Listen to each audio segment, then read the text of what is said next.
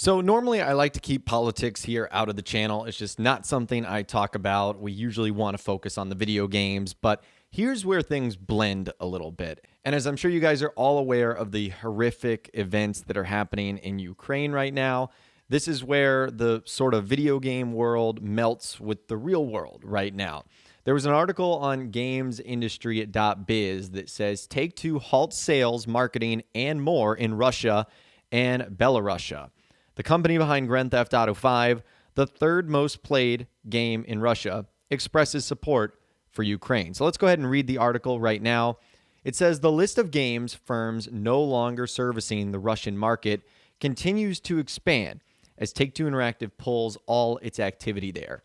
The Grand Theft Auto publisher has also taken similar steps in Belarus, not only stopping all sales of its games, but even preventing them from being installed. Alan Lewis, who is the vice president of corporate communications and public affairs at Take-Two Interactive, said, "We have watched recent events unfold in Ukraine with concern and sadness. After significant consideration last week, we decided to stop new sales, installation, and marketing support across all our labels in Russia and Belarus at this time." Now, the article goes on to say, of the withdrawals from Russia so far, this is perhaps the most significant. According to Newzoo data shared with GamesIndustry.biz, GTA 5 is the third most popular game in the country based on monthly active users. It is beaten only by Counter-Strike Global Offensive and Dota 2. And it's almost certain that much of this activity is driven by GTA Online, which in turn has been driving much of Take-Two's revenue for the past 8 years. Now, other companies have pulled out of the Russian games market, include Microsoft, Electronic Arts, Activision Blizzard, Epic Games, and CD Projekt Red, just to name a few. And Nintendo has suspended all Russian eShop payments or Switch users, and Sony has decided to scrap the launch of Gran Turismo 7 at the last minute. So this is massive because it seems like most of the world, Rockstar and Take-Two Interactive are taking a stand and are putting people's lives ahead of profits. Even though GTA 5 might have a significant market in Russia, Rockstar and Take-Two Interactive say they do not care. That is not a part of the world in which they are going to service. Now, I do not live in Russia, but there are a few people that have been posting screenshots of what their Rockstar Games launcher looks like, and you just simply don't have the ability to install games or purchase new titles. Now, for those of you guys that are watching where this might be impacting you, if you already have the games, it's not like Rockstar is going to be taking them away from you. You just simply don't have the ability to download or install new titles, which as far as Rockstar goes, comes just a week away from a new version of Grand Theft Auto 5 on the PlayStation 5 and Xbox Series X and S. So anyone in that region is not going to be able to play it, and that also includes future titles that Rockstar might end up putting out for years to come. Because I think, quite frankly, at this point, no one knows how long this is going to last or the ramifications that are ultimately going to come from this. So long story short, you can basically just say this was the right thing to do from Take-Two Interactive, parent company of Rockstar Games. And they seem to be following suit for pretty much every single company around the world, whether it's in the video game sphere or whether it's in a totally different sector of the industry.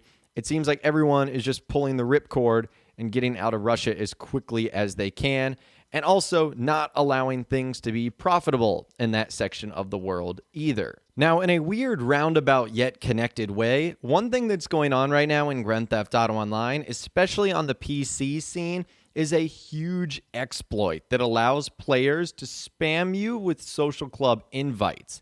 And how this is connected is a lot of the people using this exploit, they have usernames like Ballstorture, or some of them will even say like Screw Putin or something like that. And I don't know how this has gotten so bad over the last couple of days, but essentially you'll just keep getting invited and invited and invited all over again. It's very spammy. It's very unfortunate. And I don't know what Rockstar did in order to make this happen, but it looks like, at least for now, if you guys are on the PC, there has been a little bit of relief regarding this entire situation. as Rockstar Games insider Tez Funds 2 put out this post by saying there is a new exploit that emerged within the GTA Online PC scene. In addition to invite spam from spoofed accounts, players are now automatically forced into other sessions to spectate other players. However, in the meantime, this user provided a tool to temporarily address this. It's essentially a social club notification blocker that will prevent you from getting those invites. I'll leave a link to it in the description so you guys can install that if you want. And when I'm recording this video, Grand Theft Auto Online PC was also in the limited status. So maybe Rockstar is working on it. I'm not exactly sure. It's been a hot minute since I have played GTA Online on PC. And this is one of the reasons why I don't. Just because there are so many hackers and modders and things that can like grab your IP address. It's just really not worth it. That's why, again, I'm looking forward to the versions that are coming out on the PlayStation 5 and the Xbox Series X, because we sort of get a newer PC-like version of the game without actually having to play on PC.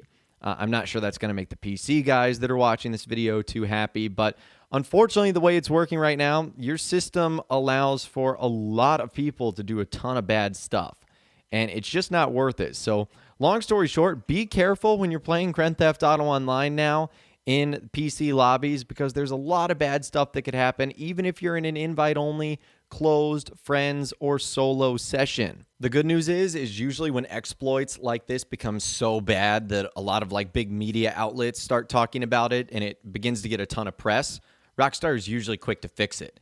Now, unfortunately, with the PC stuff, their fixes are more like Band-Aids, but hopefully, if this gets big enough, Rockstar will address it soon. So the long story short of pretty much everything I wanted to talk about in this video today, just be careful. It looks like Rockstar is obviously doing the right thing when it comes to how to handle what's going on right now in the world, which is obviously not great. And it also looks like they're doing their best to alleviate these massive PC problems where people with crazy random usernames are spamming invites and pulling them into lobbies without their permission. It's just not good. So I'd love to hear from you guys, though, in those comments down below on everything we discussed in this video today. Let me know what you think about the news regarding Take-Two Interactive and GTA 5 in Russia. And also, what do you think of these invites that are happening where, players basically can't play Grand Theft Auto Online on PC? It's basically unplayable. Let me know what you guys think in those comments down below. I'd love to hear from you guys down there. If you guys did go and enjoy this video, though, a like rating would, of course, be awesome. And be sure to subscribe to my YouTube channel if you are new or you want to stay up to date on all the latest GTA and all the Rockstar Games videos that I'll be doing here on my channel. And be sure to ring that notification bell as well. Sometimes YouTube just doesn't work, and if you ring that bell, you'll always be guaranteed to be notified when new videos arrive. But of course, as always, guys, thank you all so much for watching. Take care, and I'll see you guys in the next video.